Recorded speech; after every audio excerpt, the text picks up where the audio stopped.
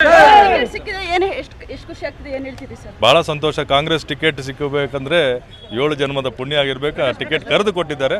ನನಗಂತೂ ಬಹಳ ಖುಷಿ ಇದೆ, ಗೆಲ್ಲುವಂತ ವಿಶ್ವಾಸ ಇದೆ. ಸರ್, ಇವಾಗ ಕೋಲಾರದಲ್ಲಿ ಟಿಕೆಟ್ಗೋಸ್ಕರನೇ ಸಾಕಷ್ಟು ಘಟನೆಗಳು ಆಯಿತು. ಸೊ ಇವಾಗ ನಿಮಗೆ ಫೈನಲಿ ಟಿಕೆಟ್ ಸಿಕ್ಕಿದೆ.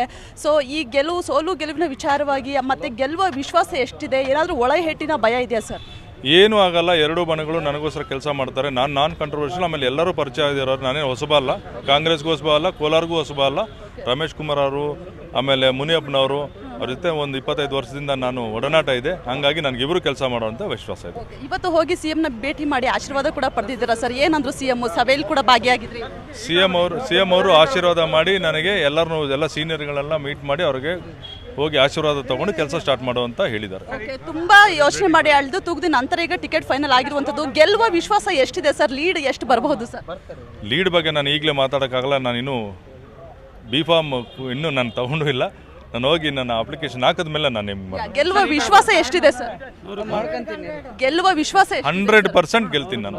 Congratulation sir, once again. Thank you. ಇದಿಷ್ಟು ಕೋಲಾರದ ಕಾಂಗ್ರೆಸ್ ಅಭ್ಯರ್ಥಿ ಗೌತಮ್ ಅವರ ಹೇಳುವಂತ ಮಾತು. ಕ್ಯಾಮ್ರಾ ಪರ್ಸನ್ ಈರಣ್ಣ ಜೊತೆ ಸೌಮ್ಯ ಹಾಸನ್, BTV ನ್ಯೂಸ್, ಬೆಂಗಳೂರು.